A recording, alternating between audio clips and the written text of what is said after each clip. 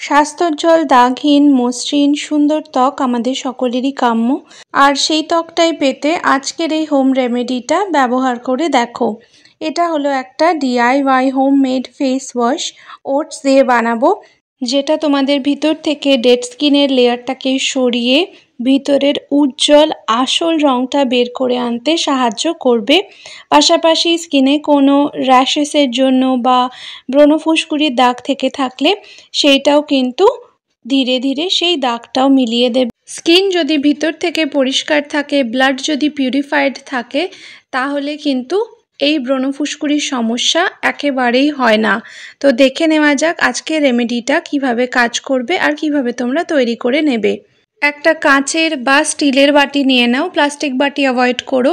তার মধ্যে হাফ চামচ ওটস অ্যাড করে নেবে। তার মধ্যে হাফ চামচ পরিমাণ কফি পাউডার নিয়ে নেবে।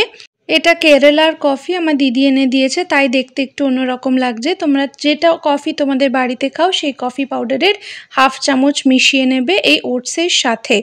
আমাদের থার্ড আর একটা ইনগ্রিডিয়েন্ট লাগবে, সেটা হলো চালের গুঁড়ো।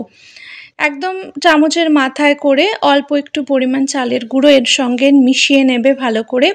এই গুঁড়োর মিশ্রণটা কিন্তু তোমরা স্টোর করেও রেখে দিতে পারো প্রত্যেক দিন ব্যবহার করার জন্য। প্রতিদিন সকাল, দুপুর, বিকেল, রাত্রির এই 4 বেলা সাধারণত আমরা মুখ ধুয়ে থাকি। মুখ ধোয়ার সময় এই ফেস ওয়াশটা দিয়ে ফেস ওয়াশ করবে। তার জন্য কি করতে হবে, এই সমস্ত উপকরণের সঙ্গে অ্যাড করে নেবে মধু আর গোলাপ জল। তারপর একটা থিক কনসিস্টেন্সির পেস্ট বানিয়ে নেবে। ব্যাস, তোমাদের ফেস প্যাক, ফেস ওয়াশ যাই বলো, অল ইন ওয়ান রেডি হয়ে গিয়েছে একদম। মুখটা প্রথমে একদম প্লেন জল দিয়ে একবার ধুয়ে চলে আসবে। তারপরে একটু ভিজে ভিজে মুখেই এই পুরো মিশ্রণটা অ্যাপ্লাই করে নিতে হবে। গলায়, মুখে সমস্ত জায়গায় লাগিয়ে নেবে। মধু আর গোলাপ জল দেওয়ার জন্য এটা যেমন খুব ভালোভাবে ক্লেনজিংও করবে, পাশাপাশি স্কিনের হাইড্রেশন, ময়েশ্চারাইজেশন এগুলোও কিন্তু বজায় রাখতে খুব ভালো ভূমিকা পালন করবে। নাহলে ওটস যদি শুধু জলে গুলে লাগাও বা শুধু কফি পাউডার দিয়ে লাগাও, তাহলে অনেক ক্ষেত্রে দেখা যায় স্কিনটা খুব ড্রাই ফিল হচ্ছে। তো ভালোভাবে মেখে নিয়ে সঙ্গে সঙ্গেও ডোলে, একদম বাজার চলতি ফেস ওয়াশের মতো ডোলে মুখ ধুয়ে নিতেও পারো।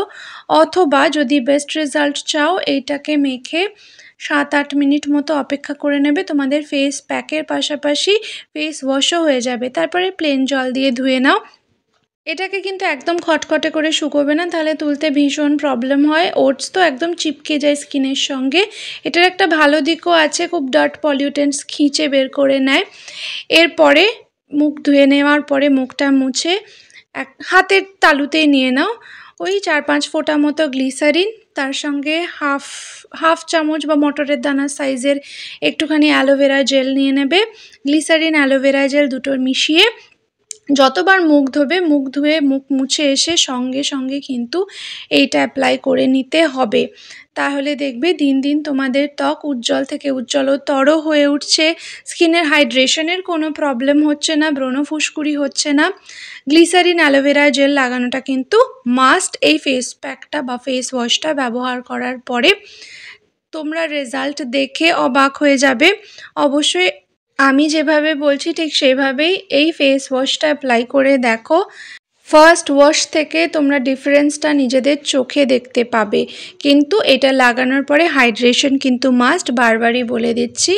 আজকের ভিডিওটা ভালো লেগে থাকলে প্লিজ লাইক করো, সাবস্ক্রাইব করে আমার পাশে থাকো। বাই।